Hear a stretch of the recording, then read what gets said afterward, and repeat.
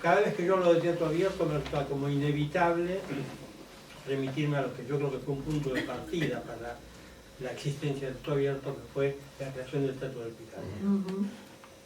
Y la creación del Teatro del Picadero fue... el Teatro Abierto fue en el 81, el Teatro del Picadero se inauguró en el 80, y empezó la idea de la creación del Teatro del Picadero en el 78, 79. Yo tenía grupos de alumnos, yo vivía de mis cursos particulares, y tenía un grupo yo hacía cursos de 3 niveles, ¿no?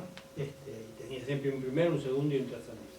Y tenía un tercer nivel que hacía ya 3 años que estaban trabajando conmigo, era un grupo numeroso, muy entusiasta, muy compacto, muy unido como grupo, muy bien vinculados entre ellos, y empezó a aparecer la necesidad de expresarse frente a lo que pasaba en el país. Yo creo que en este contexto no hace falta que me explique qué pasaba en el país en ese momento, ¿no?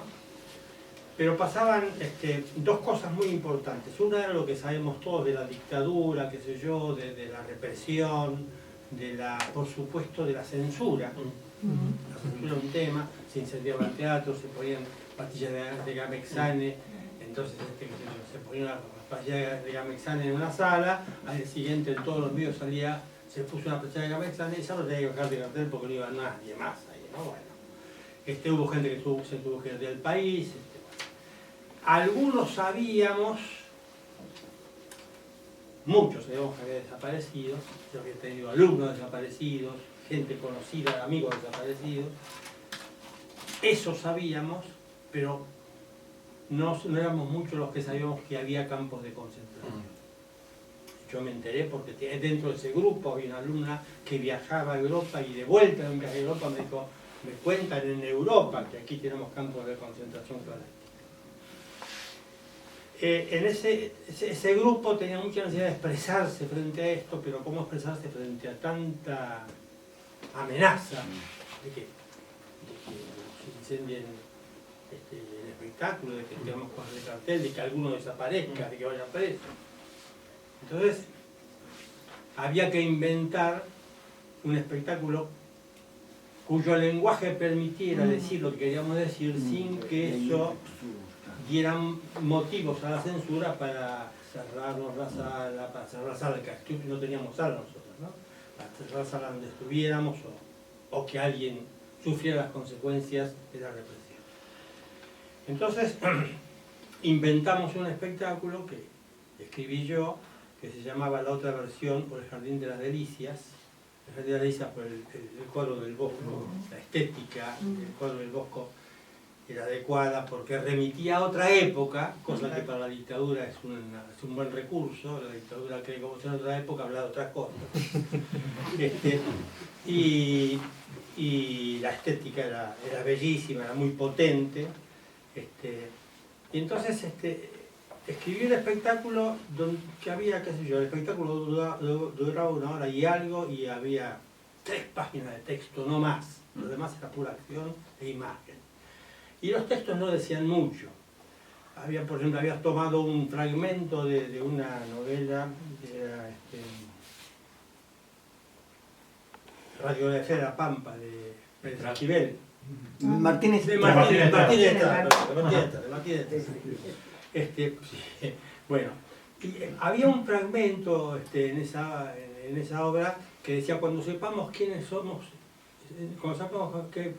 quiénes somos y en qué país vivimos, sabemos lo que tenemos que hacer. Me pareció una frase que no decía nada, pero que podía decir todo. Entonces, era uno de los textos del espectáculo. Había, por ejemplo, una escena. La otra versión era porque tenía que ver con el cuento de Edgar Allan Poe, La muerte de la máscara roja, donde el príncipe Próspero, en medio de la peste, reúne a sus mejores amigos en un castillo lleno de víveres y de comida y de bebidas, y se ríen de la peste y finalmente son víctimas de la peste por lo que inventaron. Entonces, La historia era esa. El príncipe Próspero había reunido a sus mejores amigos, una actriz decía eso, explicaba la situación y empezaba toda una gran joda, una gran fiesta, todos vestidos con el vestuario más o menos de la época del Bosco. Y en ese espectáculo pasaban cosas horribles que todo el mundo ignoraba, se hacía como que no se veía. Cada tanto entraba una nenita que decía: mamá, el inodoro pierde, y la molían a palos por haberse atrevido a decir que el inodoro perdía. Entonces se la sacaban a la chica a las patadas y seguía la joda hasta que pasó otra cosa terrible. Por ejemplo, en el espacio escénico había colgado del techo de las cabriadas una plataforma de 1,5 metros por 1,5 metros que se balanceaba colgado con cuatro cuerdas, y era como un ring, tenía también 4 cuerdas como barandas. Y subían 2 actores ahí. Alguien los subía, se subían ahí, uno tenía una madeja de lana, el otro sacaba la punta ¿no? y empezaba a tejer con 2 agujas. Y empezaban a tener un diálogo con ese texto que divido en, o sepamos quién vivimos, quiénes somos, en qué país vivimos, sabremos lo que tenemos que hacer. Esas 3 frases se convertían en un diálogo.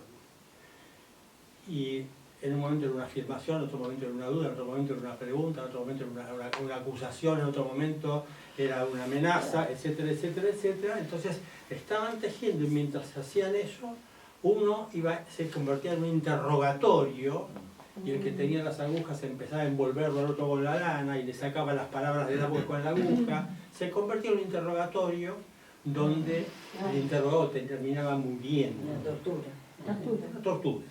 Terminaba muriendo de la tortura, quedaba con la cabeza colgando para abajo de la plataforma. Mientras ocurría todo eso, abajo todo el mundo bailaba, se reía, chupaba, se cagaba de risa. Cuando pasaba ella entraba, decía: mamá, el inodoro pierde, la hacían mierda. Seguían la joda y había una violación. Una muchacha que no se dejaba seducir, entonces la agarraban entre 4 o 5 y el que la quería seducir la violaba violentamente, y cuando estaba en el colmo de la violación, el grito de largo, ahí entraba la nena, decía eso: mamá.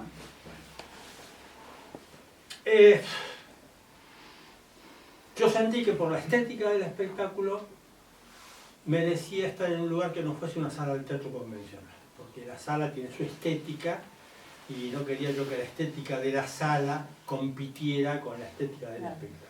Yo quería un espacio ascético que no dijera nada per se y que nos permitiera a nosotros iniciar nuestra estética con el espectáculo.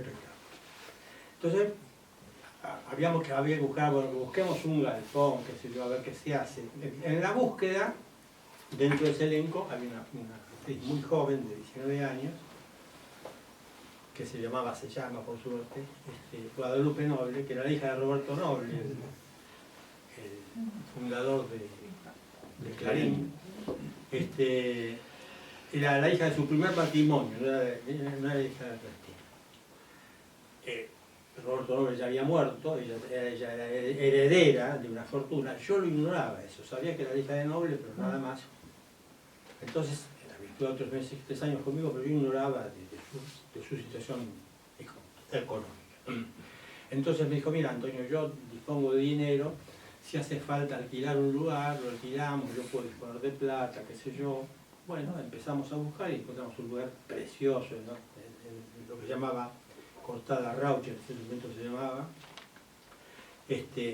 Bueno, lo alquilamos y ahí se creó el Teatro del Picadero.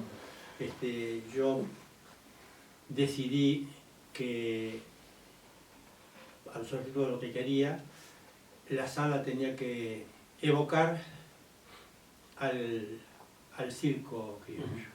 Tenía que ser graderías con una pista, por eso se llamaba Teatro del Picadero, porque la pista del circo se llama Picadero. Y eran graderías que se transformaban y se podía hacer circular, semicircular, frontal. Admitía como 15 versiones distintas de sala. Se alquiló y cuando se inauguró con el espectáculo nuestro. Se duró como, tardamos 9 meses en hacer la transformación de ese galpón en una sala de teatro. Aquí aparece un dato que me hace acordar lo que pasaba pasó después con Teatro Abierto, específicamente con la obra Trabajo Pesado, ¿no? En Trabajo Pesado transportábamos esas bolsas, que eran bolsas de 1,70 m, de plástico negro, que se articulaban más o menos a la altura de la rodilla, más o menos a la altura de la cadera, que cuando llegábamos al piso sonaba como cuerpo muerto, porque eran maderas forradas con tela. Y la gente, amiga, conocida, decía, che, ¿qué había en las bolsas? ¿Quién estaba ahí? Sonaba la negación como... La negación absoluta, ¿no? En los textos, además. Hay un texto donde decíamos, ¿te acordás de fulano cuando mientras transportábamos un cuerpo? Y de golpe, ¿te acordás de el enano? ¿Te acordás del enano? Y te dábamos una bolsa de 1,20 m. Y la gente preguntaba, ¿qué había en la bolsa? Quiero decir, cuando hicimos ese espectáculo de inauguración, también hubo mucha gente que preguntaba, ¿qué querían decir eso? Es un espectáculo que yo recuerdo con mucho cariño, con mucho amor, es el espectáculo al que más agradecido le estoy. No fue un éxito, por esto que estoy contando, la gente no entendía. Yo había tomado la precaución de, antes de estrenarlo, unos 15 días antes, de pedirle a Roberto Cosa que viera un ensayo, a ver si se entendía o no se entendía, porque esa era la duda. Yo quiero decir, no quiero que no se entienda, pero tampoco quiero... Entonces me dijo, Antonio, está justo ahí. Lo invité después a Rubén Correa, un director que me dio lo mismo, está fenómeno. Después pasó eso. Se entiende perfectamente. Yo me acuerdo que en esa época yo hacía terapia y mi terapeuta había visto el espectáculo y dijo esto: la gente no puede ver lo que no quiere ver. Es así de sencillo, no puede escuchar lo que no quiere escuchar. Quiero decir, creo que la negación no es voluntaria, tiene que ver con el miedo. Digo, el miedo se instala y de golpe se condiciona la capacidad de percepción y de entendimiento, ¿no? A mí me cuesta todavía hoy entender cómo iba gente que no se enteraba que a la noche había gritos, había balas, yo nunca escuché nada. A mí me cuesta todavía hoy trabajo entenderlo, pero tengo que aceptar que es así, que es cierto, y me cuesta trabajo, pero creo que efectivamente ese es el resultado del miedo efectivamente instalado, ¿no? Yo agradezco ese espectáculo, que no fue un éxito, porque fue del que más yo aprendí de lo que yo hice. A mí me sirvió mucho entender para mí que lo que me inspiraba a mí, ese cuadro del Bosco, lo que yo había logrado con los textos, era una hermosa metáfora, pero era mía. No había quien la leyera esa metáfora, ¿no? Entonces empecé a darme cuenta que uno no puede hacer un espectáculo enamorándose de su idea y de su metáfora, ¿no? Si no tiene en cuenta, yo suelo decir, y yo creo que lo digo después de ese momento, uno primero quiere saber lo que quiere decir. Después tiene que decir a quién se lo va a decir, y como resultado de eso saber cómo lo va a decir, ¿no? A partir de ahí empecé a tomar esa precaución. Pero yo lo aprendí con ese espectáculo, que no fue un éxito y que es el espectáculo que con mucho cariño recuerdo. No digo que más cariño, pero sí con mucho cariño. Por lo menos es que me resultó más útil. Bueno, se inauguró el Teatro del Picadero. ¿Cómo se inauguró? Yo era el director artístico del teatro. Entonces, yo decidí que se iba a inaugurar un día sábado, pero que iba a haber una semana, de lunes a viernes, de participaciones de personas que por su nombre y por su quehacer pudieran definir a qué venía a aparecer esa sala. Entonces, un primer día una charla que se llamaba Bajo el Antifaz, que la daba Pepe Soriano, que estaba prohibido. Estaba prohibido en televisión, en cine. Otro día, una obra que hacía Walter Santana, de un autor argentino que no me acuerdo cómo se llamaba, ni me acuerdo cómo se llamaba la obra, un monólogo, de un autor que también estaba prohibido. Otro día, una charla de una actriz trágica argentina estupenda,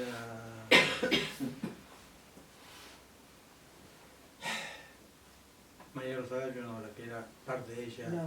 Inda Ledesma. Inda Ledesma, prohibida, junto con Luis Manuel Randoni, que en ese momento no era lo que es ahora. Sobre teatro. Otro día, una presentación del Cuarteto Supay, un cuarteto bellísimo que tampoco era santo de la devoción de la dictadura.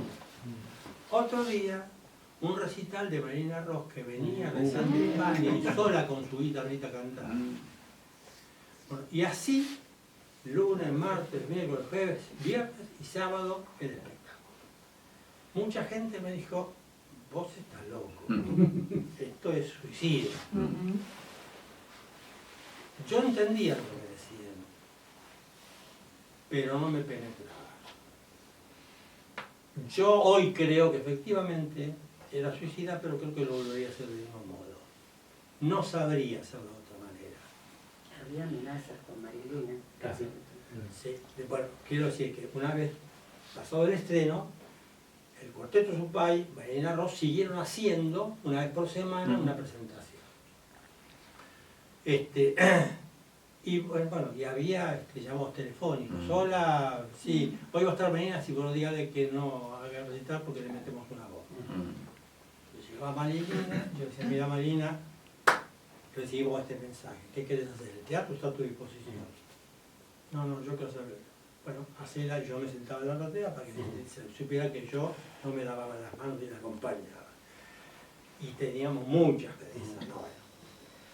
El Teatro del Picadero en 6 meses se convirtió en una sala que era una sala paradigmática de un teatro comprometido, y empezaron a aparecer, bueno, por ejemplo, después que yo hice ese espectáculo, más o menos simultáneamente, Rubén Correa estrenó una obra. ¿Roberto Ars? No. Sí, Los Siete Locos. Los Siete Locos, que también Roberto Ars era un autor no grato para la dictadura. Después de eso, Ángel Elizondo, Ángel Elizondo hizo un espectáculo que se llamaba Apocalipsis, gracias a lo cual nos cerraron la sala. Bueno. Pienso que no había dicho una palabra. Claro, porque sí. Era bueno, quiero decir, la sala se convirtió también, de golpe empezó a recibir programación de músicos, apareció Lito Nevia, y contratamos un tipo que estaba muy vinculado con los músicos y empezó a hacer una programación de música de rock.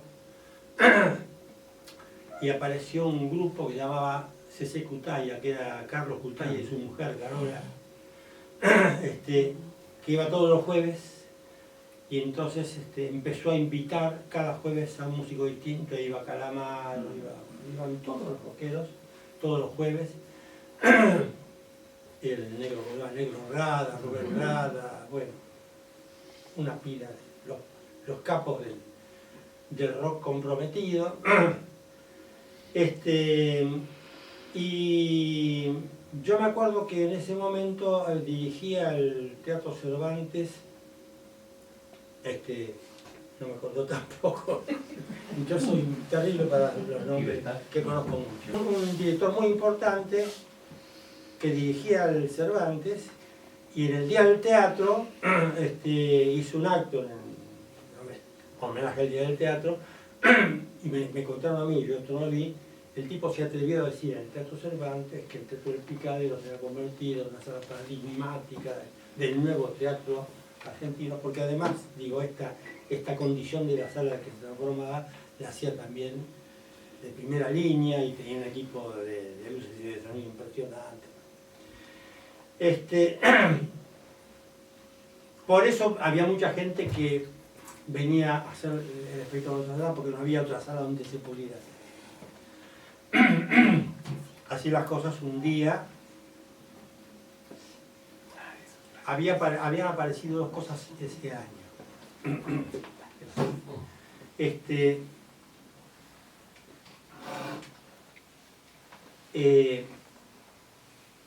En el Conservatorio de Teatro Nacional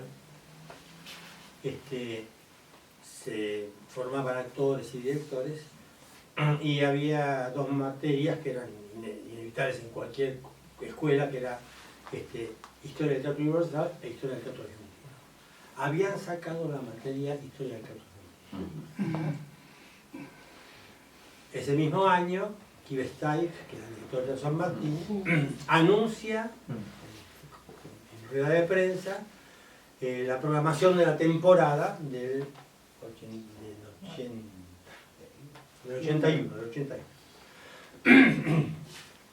Y dice todas las obras que se van a hacer y no había ningún autor argentino.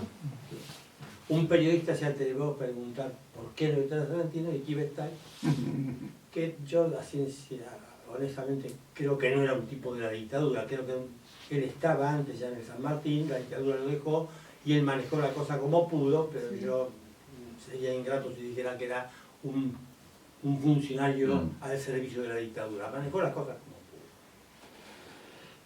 Pero no podía programar a los autores que estaban prohibidos, obviamente.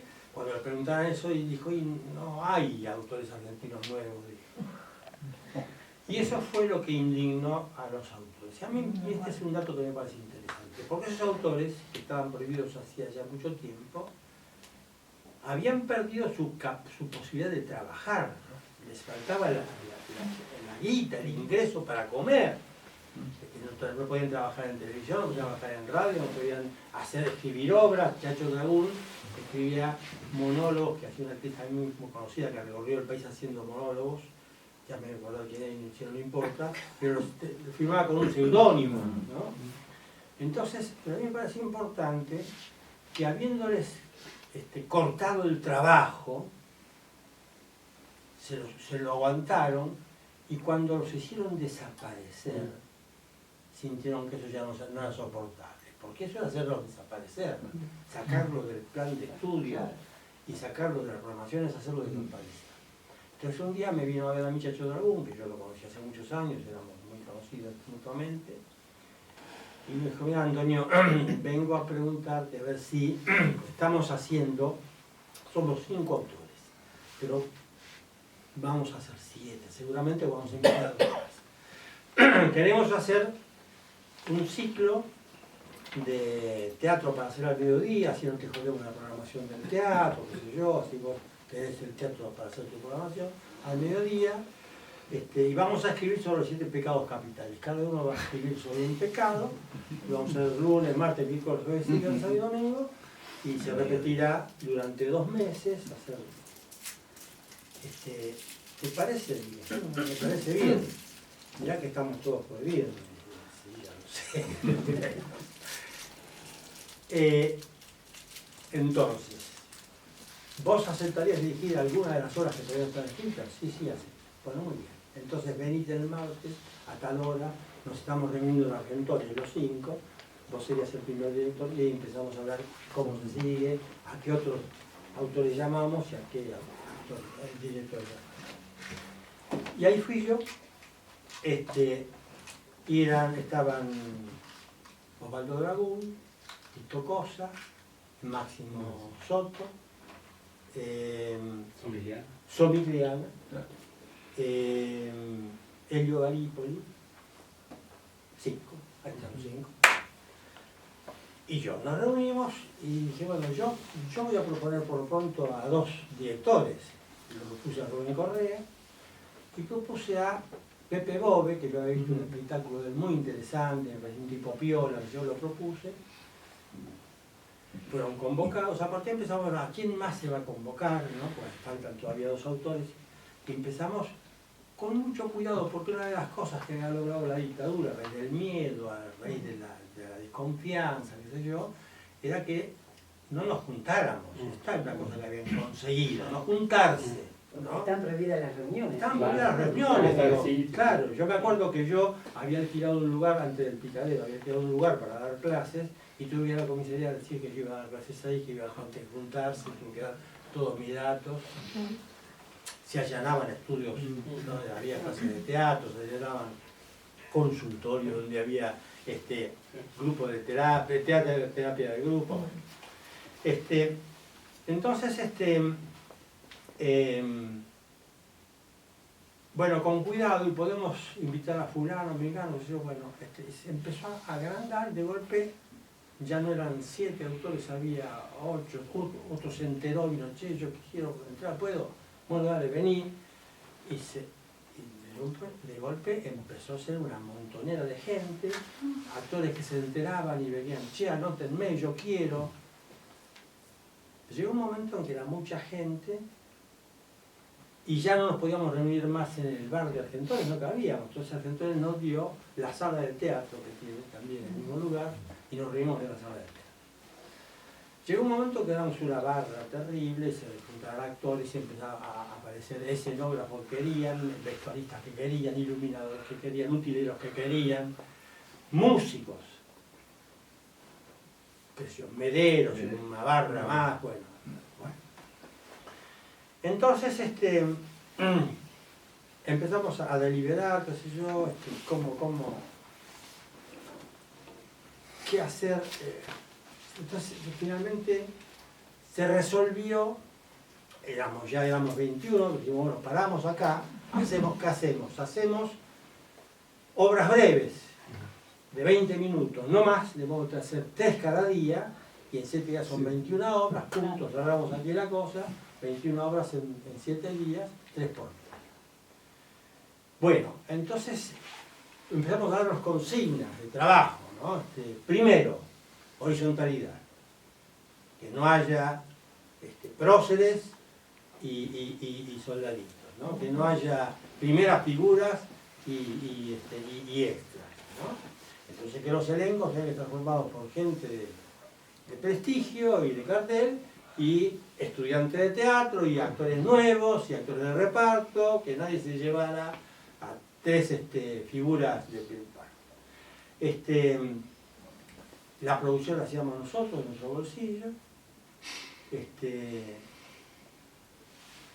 Y empezó a pasar, bueno, a ver cómo había que resolver cosas. Bueno, ¿quién averigua cuánto cuesta la tela? Qué sé yo. Bueno, sí, averigüemos cuánto la tela. Nos reunimos todos los martes. Al martes siguiente, si alguien averiguó, no, yo no averigüé. Entonces se decidió que había que formar una comisión que se ocupara de que las cosas se concreten. Estuvimos todos de acuerdo, me propusieron a mí, como miembro de la comisión, yo dije, yo acepto, pero con una condición. Que no sea comisión directiva, tiene que ser una comisión ejecutora. Que dirige el teatro abierto es la asamblea. No hay comisión directiva. La comisión lo que tiene que hacer es ejecutar lo que la asamblea resolvió. Se aceptó, hicimos así, la asamblea decidía, bueno, vamos a ver si hacemos la escenografía de cartón o de madera o de yo. Bueno, averiguamos los precios, bueno, la comisión nos reuníamos, nos conectamos entre nosotros, averiguamos, al martes siguiente íbamos con los datos y la asamblea decidía entonces cuál. Había momentos en que se debatían cosas importantes, serias, que tenían que ver con lo político, con lo económico, con lo ideológico, en el sentido de qué hacer teatro para qué, de qué manera, etcétera, etcétera. Había muchas cosas de fondo para discutir y se armaban discusiones por momentos pero muy acaloradas, Y pasó una cosa que nunca fue dicha expresamente, de hecho se fue dando, que de golpe en el debate uno más o menos va dándose cuenta qué emoción va a perder y qué emoción va a ganar. Entonces el que había hecho la moción que iba a perder decía, yo retiro mi moción. Estábamos consiguiendo que no haya ganadores y perdedores. Si yo no voy a ganar la moción acepto que gane el otro, me pongo al servicio de eso para ver cómo colaboro yo para eso. Mirandoso, fue realmente impresionante. Y aprendimos que si teníamos conciencia de que era el enemigo y que había que combatirlo sí o sí, había que resolver todas las diferencias entre nosotros, sí o sí. Si pasara hoy esto, ¿no?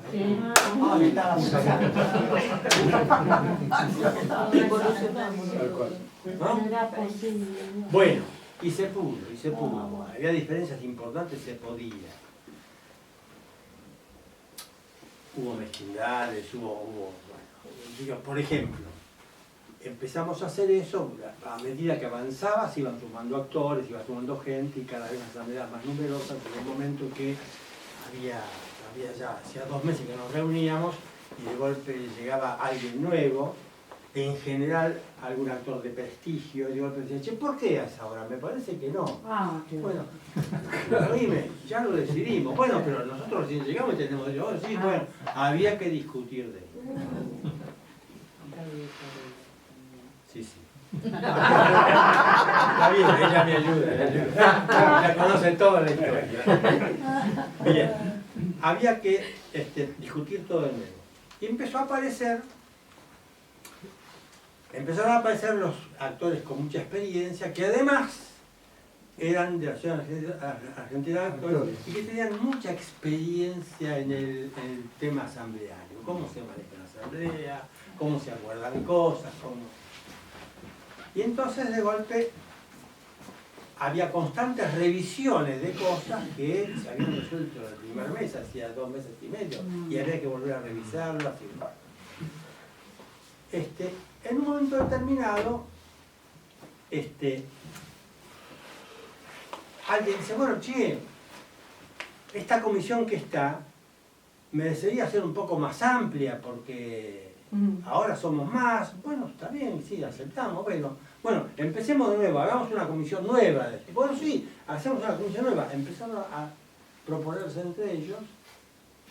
Nadie me propuso a mí. ¿Por qué? Porque había pasado esto. Cuando empezó a aparecer esa cosa de componendas, yo, en mi condición de miembro de la comisión, de golpe me daba cuenta que la asamblea había dicho, bueno, averiguemos quién filma. Bueno, está bien. Y el martes siguiente, che, decidimos que fulano puede filmar. Che, pero a mí nadie me llamó para preguntar. Bueno, yo me comuniqué con Tito, y yo con Tito con Beto, y entonces digo, bueno, pero a mí no me preguntaron un carajo, a lo mejor yo tenía un tipo mejor. Entonces empecé a darme cuenta que me estaban puenteando. Y cuando dijeron, bueno, hagamos una comisión nueva, nadie me nombró, a mí me daba, yo no podía decir yo quiero estar, quedé fuera de la comisión. Hice una comisión directiva. Una comisión directiva, poco a poco, pasa esto en las asambleas, por ahí un actor de mucho prestigio tiene más poder que el actor con poco prestigio, es difícil confrontar con él. Bueno, se pasó esto. ¿Todo eso pasó, Antonio, antes de estrenar obras? Sí. Y los que perdíamos en eso teníamos conciencia de que no podíamos pasar el tablero, que había que morfarse. Porque lo importante era ser después. Ya no se podía retroceder. No se puede. Yo no podía darme el lujo de decir, yo quiero estar en la comisión, me están cagando. Me tenía que morfar. Porque sabía que hacia eso estaba hablando de un manejo que estaba existiendo, pero que yo me lo tenía que morfar porque si lo planteaba no lo iba a resolver, iba a romper algo. Bueno, tenemos 21 directores y 21 autores, hay 21 autores, 21 directores y 21 autores. Bueno, ¿quién va a dirigir a quién? Entonces, ¿cómo hacemos? Bueno, que cheque, ¿no? Que Tito Cosa, no digo, yo quiero ¿cómo se llama? A Gandolfo porque es el mejor, bueno. Entonces, también yo ahí inventé una metodología. Dije, vamos a hacer una cosa.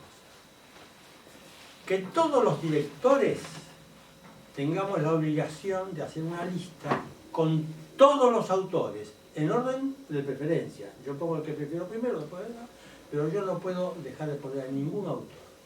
Me siento obligado a dirigir a cualquiera. Que todos los autores hagan lo mismo con los directores.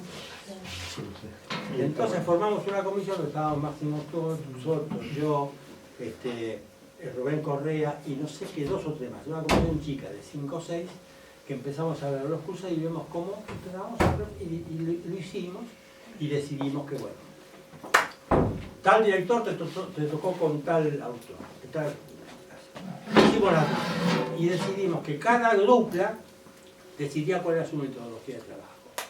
Si el autor se iba a su casa, escribía y llevaba la obra y se la daba al director, si trabajaban juntos, si formaban un elenco y empezaban a ensayar con el elenco e improvisar, que cada dupla decidía. Bueno, sí, perfecto. Rápido, muchachos, porque hay que estrenar dentro de eso. Habíamos convenido siempre que hacían 2 meses de funciones. Bueno, empezaron a trabajar y de golpe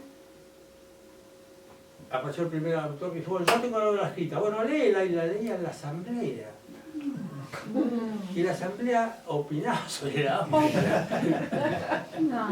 Morostiza abría el libro y empezaba a leer y los demás opinaban. Y había estudiantes de teatro, era maravilloso. Digo, había valido la pena mostrarse un montón de cosas porque se había creado una cosa de mucho valor, de mucho valor. Bueno, también pasó que había mucha conciencia del miedo, mucha conciencia del riesgo, y que sabíamos que a pesar de todo había que hacerlo. Todos sabíamos que era peligroso, pero todos queríamos hacerlo a pesar del peligro. Pasó una cosa muy importante, ustedes hoy leyeron la declaración. Esa declaración, en la asamblea, se decidió que tenía que escribir la Gorostiza. Ya hay que escribir una declaración. Bueno, ¿quién? Goro, escribí la voz. Bueno, yo la escribo. Bueno, el martes siguiente, me acuerdo que ya esa asamblea se hizo en el Teatro del Picadero. Éramos como 400 personas, porque además de había elencos que tenían 15 a 20 personas.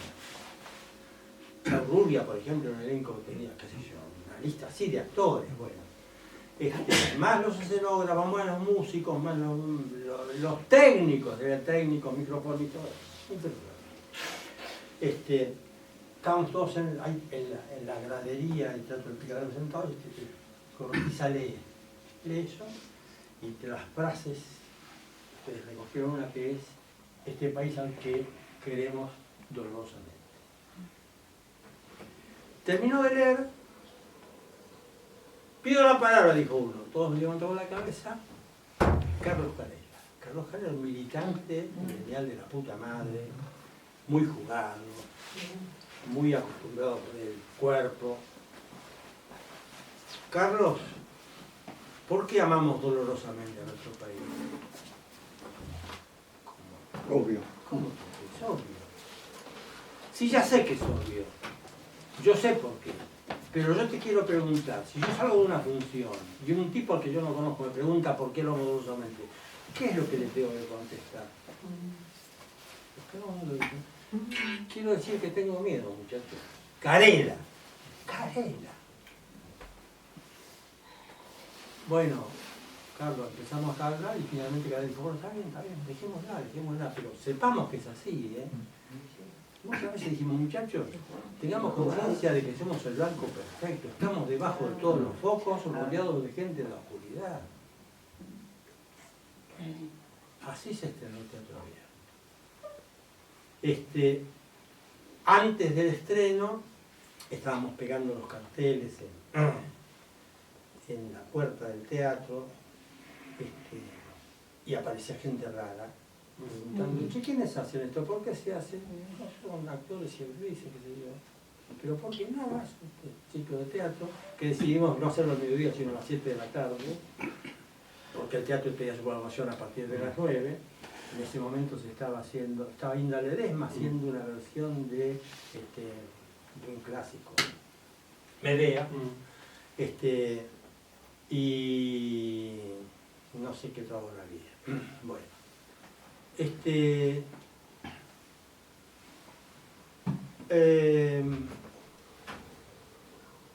Empezamos a tener conciencia de que estamos en riesgo. Decidimos por una cuestión económica, de producción, sacar a la venta un abono para las 7 funciones.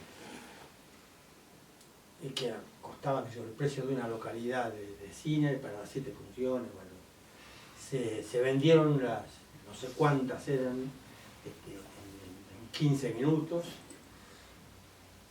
El teatro estaba en el medio de una cuadra que es una cortada en diagonal de una manzana. El día del estreno se llenó eso de gente que quería entrar y no tenía entrada. Se dejó entrar más gente de la que cabía, sentada en las escaleras de las graderías, en el piso, alrededor del escenario. Y quedó un montón de gente afuera en la calle sin poder entrar, pero una multitud tenía el tránsito cortado.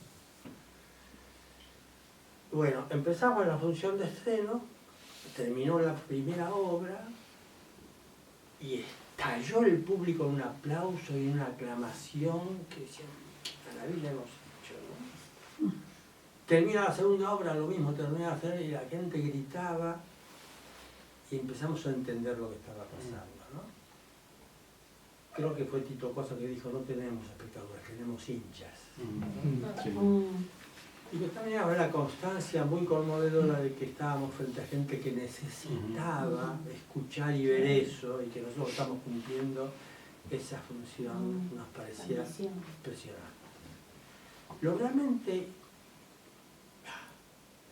fue cuando terminó la función, pasó eso y la gente tardaba en salir, y finalmente salió la gente. Los que estaban en la calle no se habían ido y empezaron a aplaudir Ay, qué lindo. a la gente que salía de...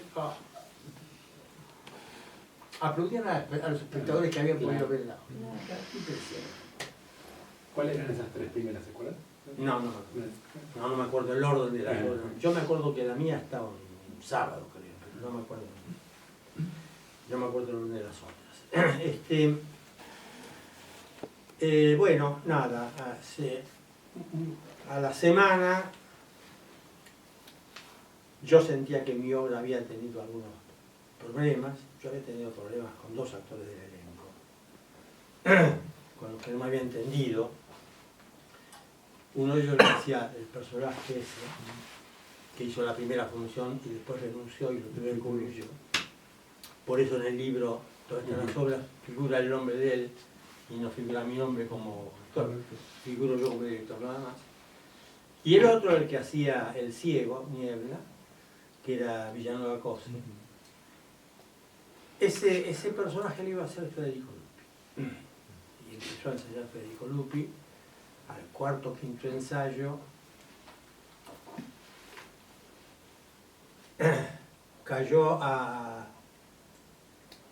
Él ya estaba convocado, ya había empezado a trabajar porque se empezaba a filmar Tiempo de Revancha. Federico Lupi era un tipo muy jugado políticamente, había firmado muchas cartas, muchas ¿cómo se llama? Solicitadas reclamando por derechos y demás, era muy jugado.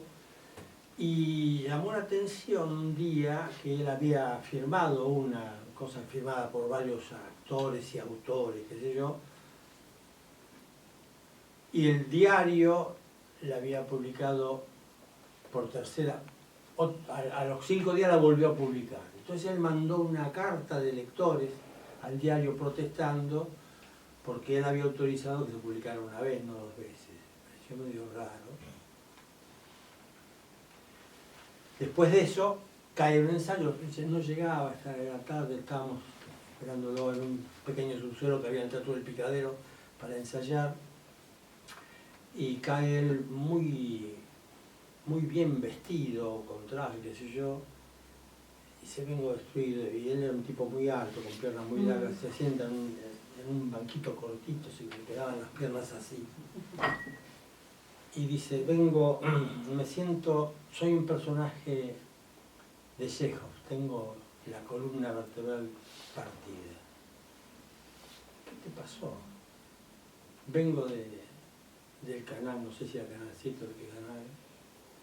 Tengo que hacer una tira de mierda con no sé qué actriz que hacía teleteatro romántico. Y era evidente que lo estaban blanqueando para poder hacer la película, si no, no le daban crédito. Y a los 10 días me llama la que en ese momento era su mujer y me dice, Antonio, quiero hablar con vos. Y yo, mirá, me dice Federico que no va a poder seguir porque no tiene tiempo, que la filmación lo ocupa mucho, qué sé yo, está bien. Digo, yo sigo creyendo en el coraje de Federico Lupi, porque se siguió jugando mucho, pero bueno, le tocó eso en ese momento, en la película de la producción, digo, mirá, te dejaste joder, te borrás de esta. Bueno. Supongo que él estaba en el derecho de decir, me chupa un huevo y lo hago igual, y luego hago la película, pero bueno, yo suelo decir que el problema del actor con mucho éxito es que una vez que yo ahí, como carajo se baja de ahí, ¿no? Además no le darían el crédito a la No, película. no, claro. Bueno. Entonces se propuso Villanueva Cose, yo conocía poco, lo conocía de ahí nada más, me dijo, yo te lo cubro, bueno, pero tanto con Villanueva Cose como con el actor que hace ese personaje, que ya no me acuerdo cómo se llamaba, no importa, eran el día y la noche con respecto a mí en cuanto a la metodología de trabajo. Villanueva Cose era un actor con mucho oficio de oficio. Es decir, yo sé cómo se hace esto, y lo hacía de oficio, con lo cual nunca le pasaba nada en serio. Lo hacía bien de oficio, se lo veía bien, pero faltaba un nivel de autenticidad que yo exigía en mi laburo. Me pasó una cosa notable, yo por ejemplo veía una música de ópera, hay una ópera que es un fragmento de Tosca que suena y que hay un pasaje que es impresionante, que es para llorar a grito de emoción, y yo le ponía esa música y lo hacía improvisar con respecto al texto que tenía que decir, y se partía el tipo, realmente tenía un nivel de emoción impresionante. Bueno, listo, dale. Ahora metí el texto, y metía el texto y metía el oficio, y no le pasó un carajo, nunca pudo resolver eso. Entonces cuando sintió que no podía resolverlo, empezó a discutirme cosas de dirección, no nos llevamos bien. Y con este otro pasó una cosa parecida, y ese tipo sí se atrevió, después de esto dijo, mira Antonio, yo no... porque yo en la función de estreno me pasó cosas que a mí no me había gustado, dije, bueno, hay que reensayar algunas cosas, a tal punto que en la segunda semana no se hizo el espectáculo. Mira, yo estaba ensayando para retomar. En esa semana yo lo reemplacé de otro y hicimos el espectáculo. Bueno, nada, al poquito tiempo de haber pasado eso, yo un día estaba ensayando. Yo estaba ensayando en el subsuelo. El Teatro del Picadero tiene un portón de entrada enorme, muy de hierro, un hierro hermoso. En cuanto pasabas el portón de hierro estaba la caja de llave general de luz de todo el edificio. Había la escalera que daba al primer piso, donde estaba la sala, el foyer y los baños, y encima de eso estaba la oficina de dirección, que era mi oficina. Yo había llegado temprano, había ido a mi oficina, había llovido, ese día yo había dejado mi paraguas arriba, salí, se hizo función, yo estaba ensayando en el subsuelo, y yo me quedé ensayando hasta después de la función. La gente que terminó la función, el responsable de la sala cerró la sala, se fue, yo me quedé abajo en el subsuelo, que entraba por otro lado, ensayando, termino el ensayo, bueno, nos vamos, cierro la parte de abajo, subo arriba, voy a agarrar mi paraguas, salgo, bajo la llave, cierro el computador, me voy a mi casa. Vivía yo a 15 cuadras del teatro, 20 cuadras. En el teatro teníamos un par de empleados, una empleada que hacía boletería, había otro tipo que era el coordinador de no sé qué cosa, y había una mujer que hacía la limpieza de la sala todos los días. Era mucho laburo, y toda esa gente se había puesto la camiseta del Teatro del Picadero. El Teatro del Picadero no era mi laburo, ese laburo donde se rompía el culo, donde se laburaba, se limpiaba, se cepillaba. Bueno. Entonces, esa mujer estaba casada con un muchacho que era joven, con un muchacho que era taxista, y venía el tipo a ayudar a la mujer, se había hecho amigo de todos nosotros, casi que bueno, iban juntos, hacían el laburo. fui yo a mi casa después de ese ensayo, no sé a qué hora de la mañana sería, no lo sé, la de noche, suena el portero eléctrico de mi casa, llamo, ¿qué pasa? Era él, Luis Antonio, se está incendiando el picadero. Bajé, me llevó con el coche y me dice, mira, yo pasaba por ahí, vi que estaba la cortada cerrada, que estaba llena de gente, que había coches de policía en las dos esquinas, y me paré el coche y me acerqué a ver qué pasaba, y veo que había camiones de bomberos que estaban simplemente parados, y yo quise entrar y la policía no me dejó. Yo quiero, ¿por qué quiere entrar? Porque soy amigo del dueño, vengan, dije. Entonces lo llevaron a un patrullero, lo metieron adentro. ¿Usted es amigo del dueño? Sí, quiero avisarle. Bueno, espere un segundito, quédese acá. Se quedó ahí, al ratito, 5 o 10 minutos, se ve que sale la llamarada porque se cae el techo del teatro. Se estaba incendiando por dentro. Tal era la magnitud de lo que habían puesto que las cabrías, en un techo antiguo, un techo de taller con una cabriada de hierro impresionante, se cayó la cabriada con todos los spots que había dentro, con todo sobre encima de la cabriada. Ahí abrieron las mangueras y empezaron, y ahí le dijeron, andá, avisale al dueño. Yo llegué y ya estaba lleno de gente, muchos actores que se habían enterado, que había muchos actores que estaban comiendo ahí cerca del Teatro del Picadero, porque después de la función se venían a comer por ahí, qué sé yo.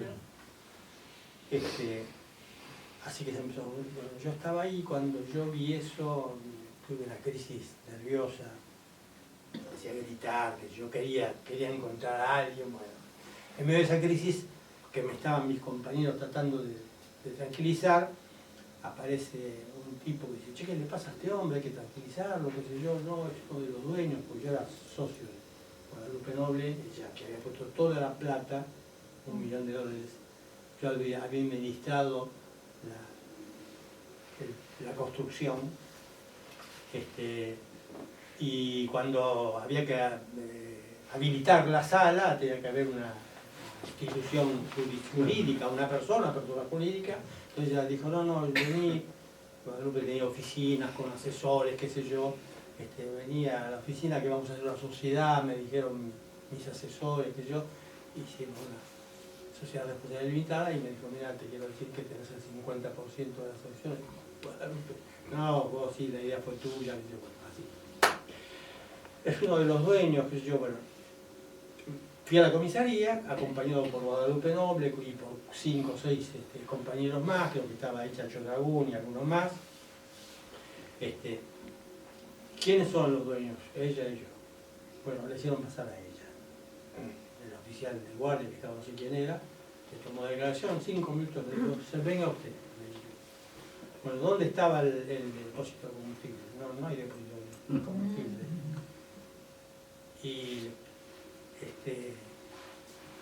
Y las maderas, no hay madera, no hay piso de cemento, las graderías son de hierro y tienen una sillita que es de plástico, eso no puede incendiarse y hacer caer el techo.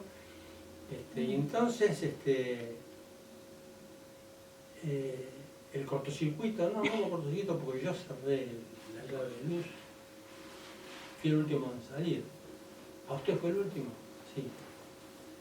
Bueno, venga, me dice. Entonces me saca de una puerta y me lleva a un cuartito que era un vestuario, una pared llena de esos puestos, un roperito, no sé cómo se llama.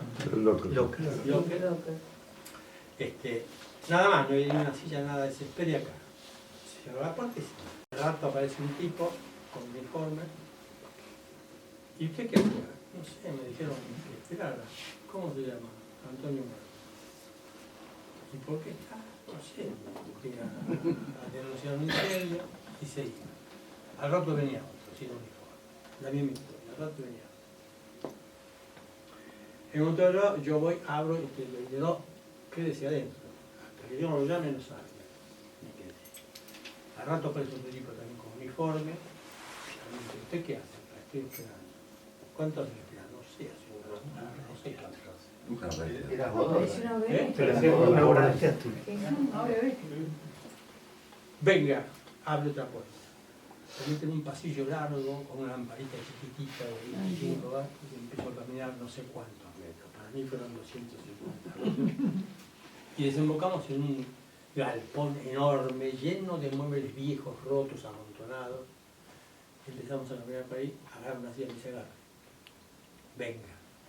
Me lleva de nuevo al cuartito. Quédese ahí sentado y dice, no se va a quedar parado toda la noche. Y se va. Yo sentía que me llevaba a la realidad. No sé cuánto tiempo. Sé que al día siguiente, después del mediodía, me abrió la puerta y me dice, lo están esperando, váyase. Estaba esperando la previa. En ese momento era mi mujer, con 2 o 3 alumnos míos que eran del elenco de trabajo pesado, y me llevan al bar de la esquina a tomar algo caliente. Yo me acuerdo que trataban de contenerme y que yo, mientras se me caían las lágrimas de bronca, decía, me quieren callar y no me van a callar. Y no me van a callar, no me van a joder, no me van a quebrar. A mí me quedó esa frase impresa en el inconsciente y a partir de ahí sentí que nunca me iban a poder quebrar. Y que iba a seguir haciendo esa cosa suicida que es hacer el teatro de Chaboya. Bueno, nada, ahí quedó la cosa, teatro abierto. Inmediatamente yo salí de ahí, No tenía seguro que cubrir. claro, ¿por qué me largaron? Porque la idea era acusarme de haber incendiado el teatro para cobrar el seguro. Cuando averiguaron, el seguro era simbólico, no cubría el costo de una lámpara. Había que tener seguro porque era obligatorio legalmente tener seguro en el teatro, pero no cubría ningún costo. Entonces me largaron. Bueno, se estaba viendo hacer teatro abierto, inmediatamente se ofrecieron como 12 salas, fue impresionante. Algunas de teatro independiente, otras de teatro profesional. Entre ellos el que era el dueño de Crítica, que tenía Votando. se ofrecieron mucho. Claro, ¿sí? Y entre ellos se ofreció el Tabarís, que lo tenían Carlos Rothenberg, que lo acababa de tomar Rothenberg, era teatro de revista todavía, y lo acaba de tomar Carlos Rothenberg en sociedad con Bredeston, exactamente. Qué suerte que me están ayudando. Con Bredeston y lo que Pues tenés buenos apuntadores, me acabo de decir, claro. por eso me sentía en familia hoy día. Y entonces, bueno, se discutió dónde hacerlo también, eso fue muy discutido, también eso fue cosa de camarilla. Yo y algunos otros que estaban en mi modo de ver las cosas, suicidas, creíamos que había que ir a un teatro independiente. En La Salle, por ejemplo, se ha ofrecido, no sé qué están más. Creíamos que hay que ir a un equivalente parecido al Teatro del Picadero, que fue donde nació. Otros, más cuerdos, más cuidadosos, pensaron que no, que convenía ir a un teatro convencional, que no se hubiese sospechado de nada, y eligieron el Tabarís. Una buena elección. El Tabarís era 10 veces más grande que así que entraba 4 veces más gente, y yo fui a pedir autorización para entrar a ver si se había salvado algo del teatro abierto. Todo el vestuario estaba en ese subsuelo, así que seguramente estaba cubierto el vestuario de utilería, pero estaban las cintas grabadas con toda la música de todos los espectáculos y los efectos de sonido, que estaba en la cabina de luz que estaba ahí en la sala. Entonces, bueno, me dieron permiso a mí para ir a entrar. Había un vigilante en la puerta, no podía entrar nadie. Eso fue un mediodía, media tarde, no me acuerdo bien. Me dieron permiso, entré, Entré, fue terrible la entrada, porque entré para llegar, primero fui al subsuelo, vi que estaba todo el vestuario, salí del subsuelo y entré por otra puerta para ir a la parte de la sala, y fue durísimo caminar, esquivando las cabreadas.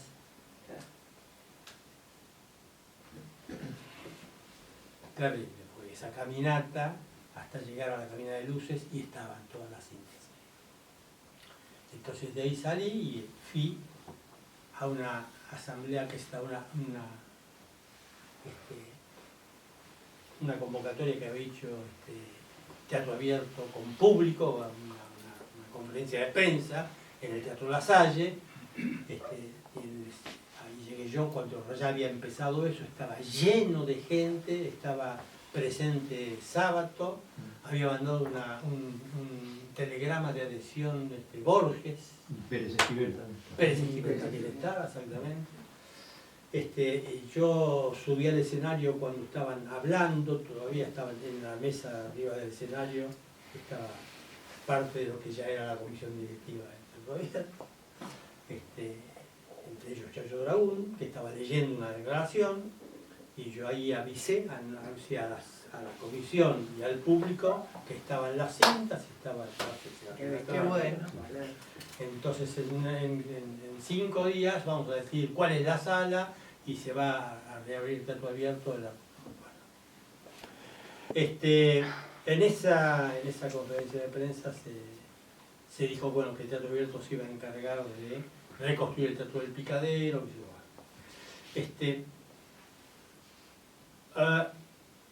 Había que hacer una reunión, convocar una reunión para decidir la sala. Me dijeron, che, nos reunimos en la casa de Fulano. Bueno, yo fui, era una casa, no era una sala, no era una casa, y éramos 15 personas.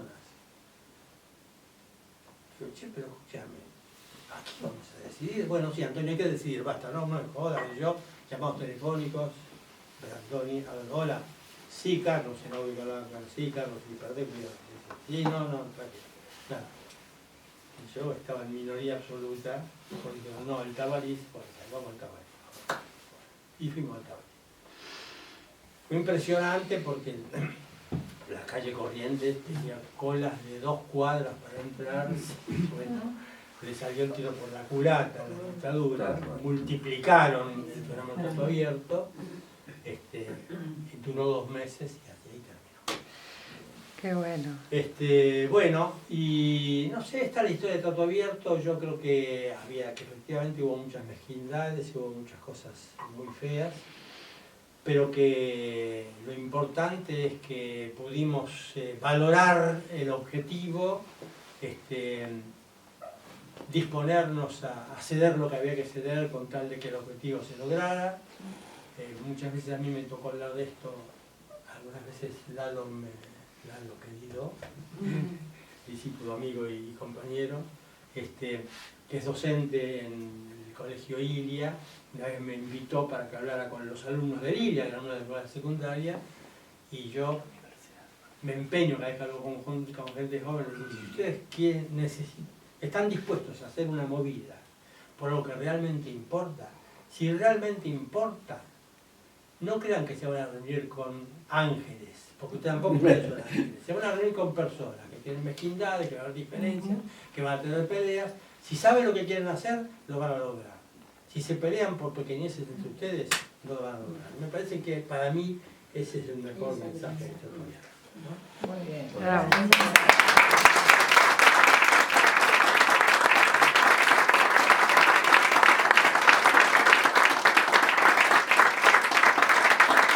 ¿Cómo no lo agarraron? ¿Cómo no lo dejaron adentro? Si sabían a qué se dedicaba. ¿Cómo es posible que se arrojó?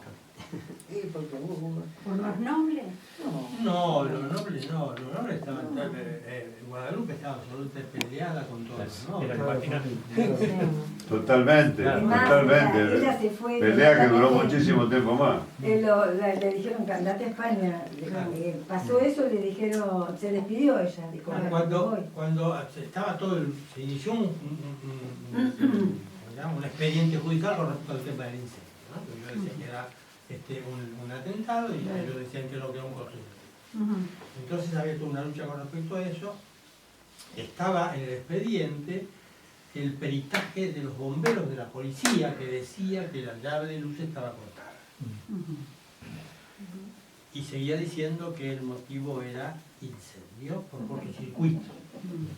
Entonces, en un momento determinado, apareció un dato que salió publicado en algún diario de que un sereno de una obra vecina de ahí de la manzana siguiente, estaba él desde lo alto, había visto como a las 2 de la mañana había llegado un patrullero, se había parado en el teatro, habían abierto la puerta del teatro, habían entrado, al rato habían salido, se fueron y dentro de no sé cuántos minutos se estalló.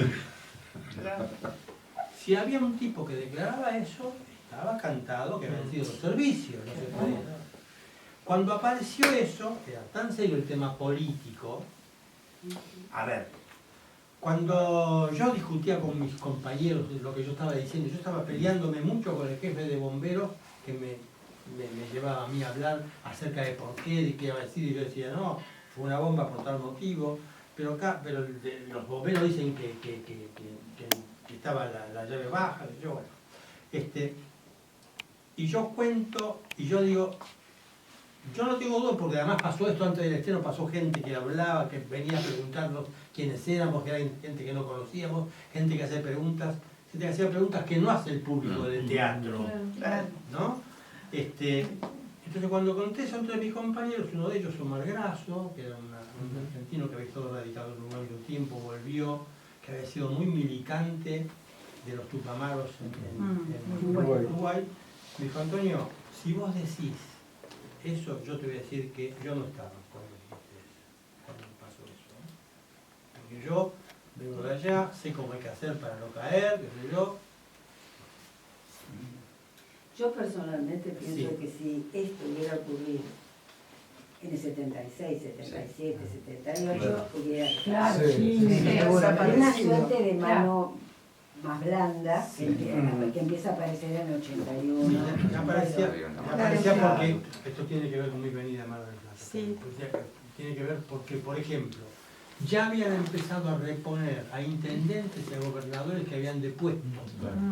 Y habían empezado a mezclar, habían empezado a sacar a los militares y habían empezado a poner a intendentes que seguramente habían jurado ser obedientes, qué sé yo, pero repusieron a civiles y empezaron a aflojar. Estaban al borde de mandarse con las Malvinas. Estaban necesitando recuperar prestigio. Ahora lo que- que Lo que vos decís me parece que es muy concreto, incluso tenemos el ejemplo, cuando incendian la sala de cartón de Gregorio Nachman, y después concluye con la desaparición física de Gregorio, de Luis Conti y la y se lo compañía. llevaron de la sala también, Exacto. uno de ellos. A Lai se lo Un llevaron. incendio similar, ¿viste? Claro, Prende fuego en la sala. Conti, Nachman y a Lai. A Y a- Lai se lo exacto. llevaron de la sala en plena función. Sí. Claro. Sí, sí. Pero acá ya eran nombres muy conocidos, todo un fenómeno que había pasado en el corazón de la capital, Sí, fue. Sí, sí. y era el 81. Sí, estaban ya. Y afuera se sabía mucho también todo lo que estaba ocurriendo. Sí. Dando la campaña. Claro. Antonio, ahí me acuerdo porque hubo una movida muy grande, participamos de toda esa movida, cuando asume, al poco tiempo creo de asumir Macri en la ciudad, que querían demoler el picadero, que bueno, me acuerdo que hacíamos asambleas ahí en la puerta y demás. En el lapso entre aquello y esto, digamos, ¿cómo continuaste vos tu vida después de Teatro Abierto, después de El Picadero Incendiado? Esto fue en 81 y en 80 en menos de un año estabas en Mar del Plata. Claro, vos Yo- salió esto fue- lo de Mar del Plata. El incendio fue el día que cumplía años, el que en ese momento era mi hijo menor, cumplía 5 años, era el 6 de agosto. Y yo vine a Mar del Plata en febrero, en marzo del 82. No, lo que pasó, a ver, cuando el Teatro Picadero se hizo esa conferencia de prensa donde Teatro Abierto se había comprometido a reconstruir la sala. Entonces, empezamos la temporada y un día me llama a mí Gorostiza, me dice: Antonio, tenemos una reunión de comisión en casa, porque yo te venís con Guadalupe Noble. Entonces fui y estaban en la casa de Gorostiza, Chacho Dragún, Villanueva Cose, 6 o 7, Omar Grasso, los que por peso de prestigio y de popularidad se habían convertido un poco en los directores o dueños del teatro abierto.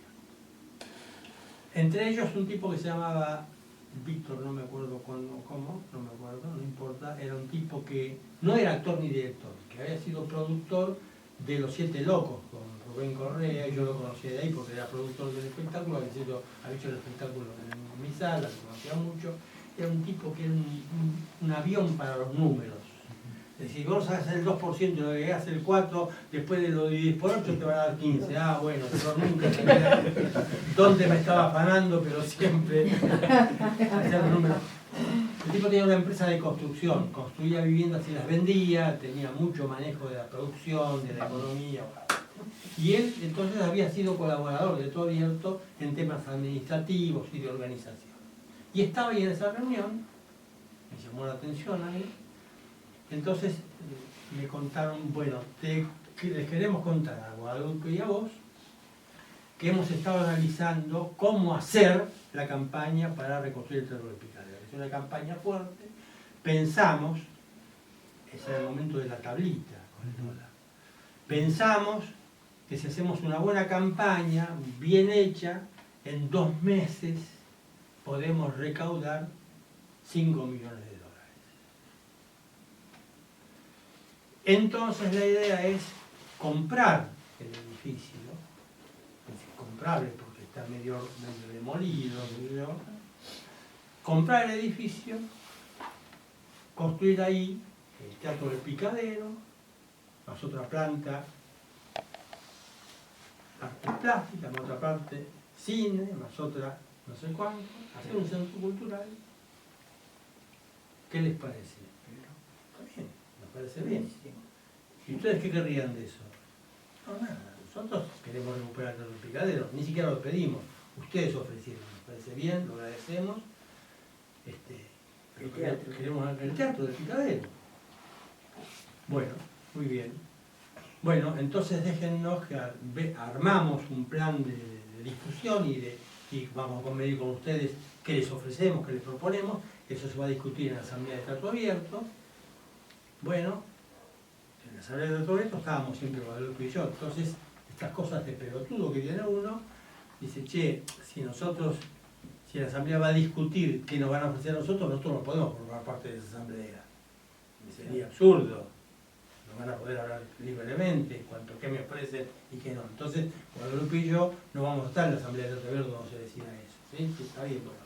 Hagamos una cosa. Omar Grasso se va a encargar de ser el enlace entre el Teatro Abierto y el Teatro del Picadero, que son Guadalupe. Bueno, esperamos. Pasaban los días, se estaba haciendo el Teatro Abierto En Tabarís. En Tabarís, se llenaba de gente, era el momento de lanzarla.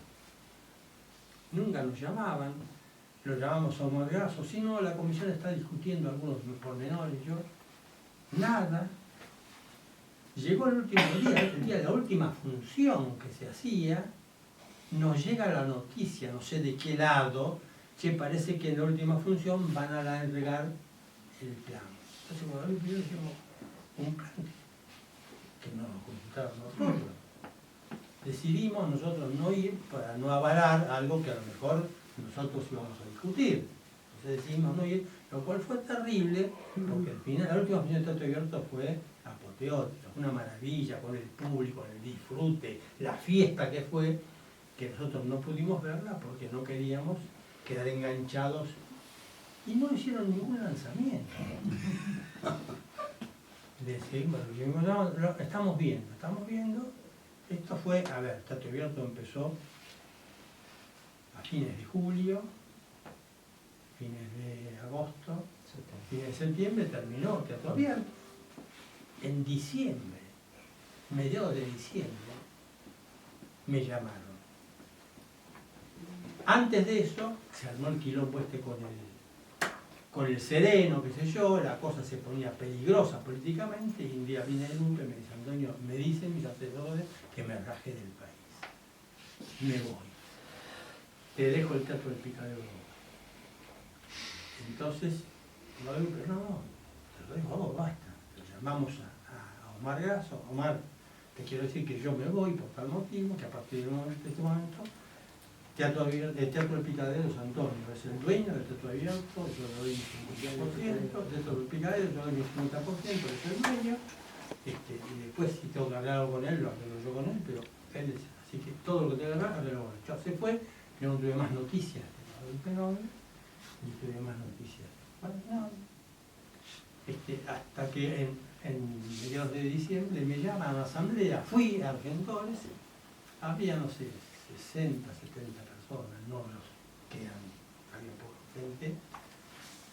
Estaban los autores, casi todos los autores, y gente que yo no conocía, que era gente de la plástica, porque pasó que al día siguiente del incendio, con la proclama de hacer la colecta, empieza a llamar gente, ¿no?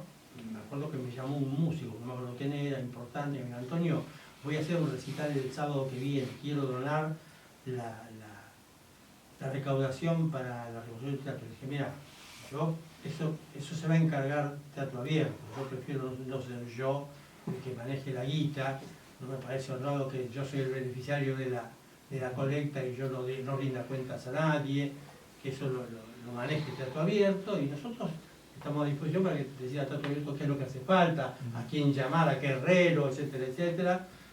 Colaboraremos en eso, pero no queremos ser los administradores de una plata que no es nuestra, que es de la colectividad. Un tipo que es plástico, pintor, te quiero donar un cuadro, mirá, le expliqué lo mismo, qué sé yo.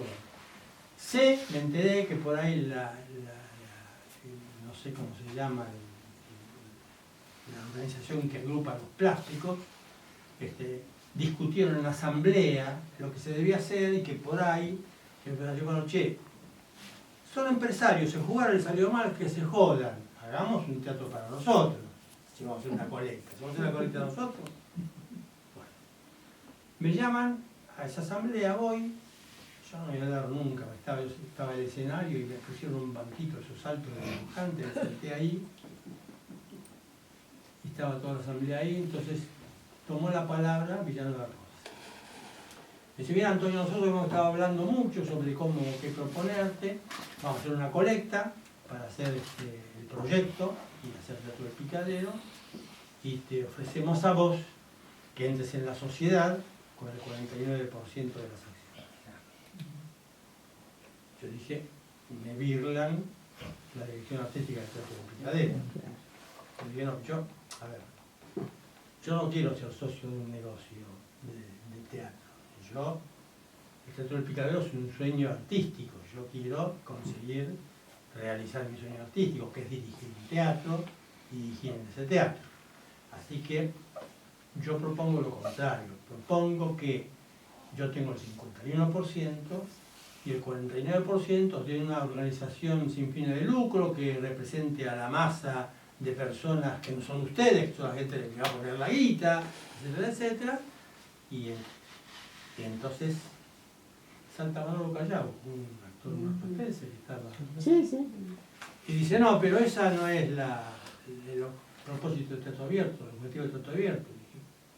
¿Y cuál es el objetivo del Teatro Abierto? Y dijo, tener su sala.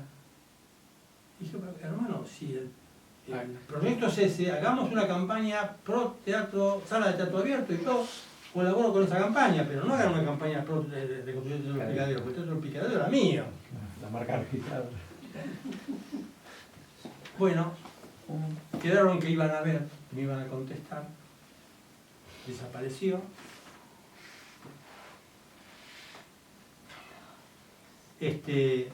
Y nada, yo estaba en Buenos Buenos Aires tuve que empezar, yo vivía de mis clases de teatro, que las daba en el Teatro del Picadero. Cuando se incendió el teatro, no tenía donde dar mis clases. Entonces un montón de colegas me ofrecían sus espacios, pero me los ofrecían en horarios en que no eran mis horarios de clase. Yo decía, che, a mi grupo, ¿pueden venir el sábado de la mañana? No, bueno, me quedé sin dar clase, me puse a pintar casas y departamentos y paredes, empecé a vivir de eso.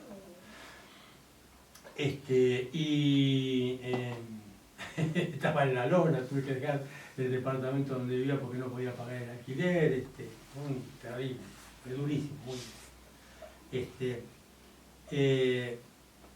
Y tenía un suegro que estaba bien económicamente y sabía lo que nos estaba pasando. Y dije, che, Antonio, mirá, alquilamos una casita en Punta Mogotes para pasar 10 días en verano, ahora en febrero. ¿Por qué no nos acompañás? Así, yo no quiero manejar, son muchos kilómetros, qué sé yo. Bueno, está bien, vamos. Y fuimos, vinimos a Mar del Plata, a pasar 15 días. Yo llamaba todos los días a mis hijas del primer matrimonio, que yo las llamaba por teléfono todos los días las llamaba desde Mar del Plata, hola, ¿qué tal? Y un día la madre de mis hijas me dice, che, Antonio, miramos ya todo Chacho Dragón que te están llamando de la municipalidad. De la municipalidad de Mar del Plata. ¿Para qué? De Mar del Plata, ¿para qué? No sé, qué sé yo, te llaman. ¿Y qué quiere que haga? ¿Que la municipalidad me pregunte quién me llama? Bueno, no sé, qué sé yo. Me quedé, cuando terminé las vacaciones volví, estaba entrando a casa de noche y estaba sonando el teléfono, atiendo el Chacho Dragón. Che, Antonio, te están llamando de Mar del Plata, ¿qué pasa? Me dice, mira, me llamaron desde Mar del Plata, de la Dirección de Cultura de la Ciudad de Mar del Plata, un tipo que se llamaba ruso, no sé cuánto, profesor ruso, que están llamando van a llamar a concurso para dirigir la Escuela Municipal de Arte Dramático. Quieren que te presentes. Es un concurso nacional, quieren que te presentes, porque les interesa tu historia, qué sé yo, bueno. Y como me dio el teléfono, yo llamé, me atendió efectivamente el señor ruso, que me dijo, sí, efectivamente, queremos concursar el cargo, sabemos de su trayectoria, de cómo trabaja, qué sé yo, y que nos interesaría que se presentara. A mí me interesó, dije, bueno, me interesaría, yo no conocía Mar del Plata, había estado una vez solamente pasando 2 días, cuando tenía... Pero venía de Mar del Plata. Había sido fundamental. Claro, estuviste 15 días, ¿no te acordás? Sí, fue notable porque yo me formé en La Plata, me fui a vivir 10 años a Buenos Aires y sufrí mucho. Mi estadía en Buenos Aires es una ciudad muy violenta, tiene un ritmo que no era el mío. Yo estaba acostumbrado a caminar por La Plata, por abajo de los tilos, bueno, me gustaba ese ritmo, y yo sufrí mucho la violencia implícita que hay en toda la vida cotidiana de Buenos Aires, ¿no? Y nosotros también estamos inconformes con lo que ha pasado con la escuela, entonces queremos cambiar la dirección, ya hemos rescindido el contrato al director y queremos cubrir con otra persona. Bueno, así que haga de cuenta que no existe la escuela, presente su plan de estudio. ¿Usted cree que tiene que ser la escuela municipal de Bueno, ¿hay algún dato de cómo es el teatro marplatense? Muy malo, me dijo, muy malo. Bueno, hace mucho. No, porque se me pone loco, señor. Yo no doy por cierto, no doy por cierto, digo lo que a mí me dijeron, con qué información yo llegaba a Mar del Plata. Entonces, te digo porque yo traté de hacer lo contrario, después ya te vas a enterar si querés. O dentro de un momento, el próximo paso. Entonces, bueno, yo elaboré un plan de estudios que significa, si Mar del Plata tiene poco teatro y no es bueno, hagamos un plan de estudio breve de 3 años, de modo tal de rápidamente tener por lo menos 4 camadas de actores con una formación básica más o menos sólida, y después empezaremos a hacer posgrados y hacer un plan de estudio más amplio, ya haremos posgrados de dirección, de perfeccionamiento, etc. Entonces, un plan de estudios de 3 años pero además diciendo que, bueno, que por ejemplo, que yo sabía que se había disuelto la comedia, que se podía recuperar la comedia, que trabajara en conjunto con la escuela, que esa comedia tenía que tener un elenco estable para hacer teatro de repertorio, y que además tenía que tener espectáculos para adolescentes para llevar a las escuelas secundarias, y espectáculos para público infantil para llevar a las escuelas primarias, y que tenía que tener además un departamento de investigación para investigar las nuevas corrientes teatrales, etc. Ese era el plan. Lo presenté, el concurso, lo mandé, tenía que mandar el proyecto escrito, lo mandé. A los pocos días me llamaron, me dijeron que estaba preaprobado, que tenía que ir a defender el proyecto ante el jurado, que eran Agustín Aleso, Osvaldo Bonet y otro director joven. Bueno, vine a Mar del Plata, entré, defendí el proyecto, entonces me dijeron, bueno, váyase, pero vuelva dentro de 2 horas. Me un café. Volví a las 2 horas y me dijeron, bueno, quedaron 3. Usted y 2 más. Uno era de Mendoza y otro no sé dónde. Cacho Chaperón era uno de ellos. Cacho Cacho Chaperón Chaperón. era uno de ellos. ¿Ah, sí? Bueno. Sí, No, yo no me sí, sí, acuerdo. porque me lo contó él. Ah, bueno. Sí, sí. Bueno, entré a las 2 horas, entré de nuevo. Me volvieron a hacer preguntas con respecto a la aplicación de ese plan. Y yo le digo, ¿y qué va a hacer con los actores que egresaron y que no están conformes? Entonces yo, a raíz de eso y de este dato que me han dado del nivel de todo el patense, dije, bueno, yo voy a proponer que la escuela, institucionalmente, además de su plan de estudios, habilite un taller todos los sábados de 4 horas para egresados y actores independientes de la ciudad. Para hacer un taller de entrenamiento y perfeccionamiento para todos los estudios de Mar del Plata, gratis. Lo aprobaron, muy entusiasmados, y el día de la aprobación me dijeron, la escuela está sin edificio propio, porque la escuela trabajaba en la escuela primaria provincial y la habían rajado, le habían cambiado la cerradura de la escuela, no tenía donde trabajar. Pero me dijeron, pero nosotros nos comprometemos a que en un mes vamos a hacer. No, se cumplió. Hace 40 años. Perdón, no, más atravesado, se cumplió. En un mes vamos a comprar una casa, un edificio, lo que sea, y vamos a hacer una remodelación para que haya una escuela de arte dramático que tenga edificio. Bueno, muy bien. Mientras tanto empecé primero tomando el examen de ingreso que ya estaba previsto, que yo soy opositor a los exámenes de ingreso. Yo después hice un curso de ingreso que duraba un mes. Y voy a aprovechar, ya que me llamó.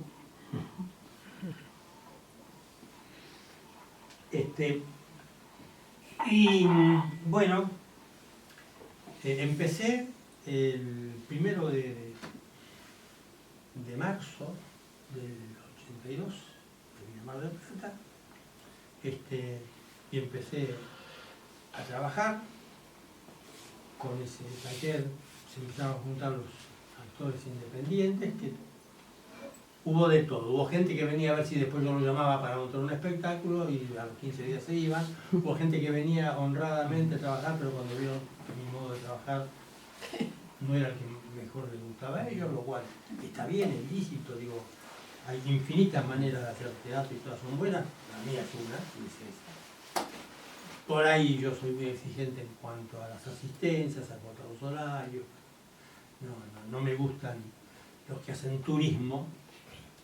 Y entonces, ¿qué significa? Que cada año se juntaban, que se inscribían 50 y a los 2 meses eran 15.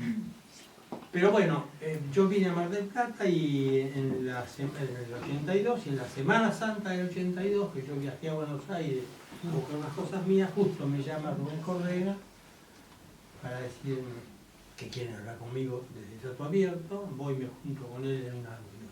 Me citaron en un bar, estaba él, estaba Tito Cosa y estaba... no me acuerdo quién más. Y Tito Cosa me dijo, yo estaba aquí de casualidad, dice, no soy parte de esta reunión, te aviso, ¿vos está bien? Entonces, Correa y el otro me dice, mira, ya la colecta para hacer lo que queríamos hacer ya no se puede hacer, pasó mucho tiempo, ya estamos en el mes de marzo del 82. Aquí a joder, como vamos a reconstruir el río. Así que no sé, pensamos en ver si conseguimos alguna salita, o hay algunas salitas que están por cerrar, porque nos le va bien, y te la pasamos a vos. Gracias, ya está, el Teatro Abierto terminó para mí. Fue una etapa, un momento, yo ya tengo otros rumbos. Y aquí está. Muy bien, muy bien. Bravo.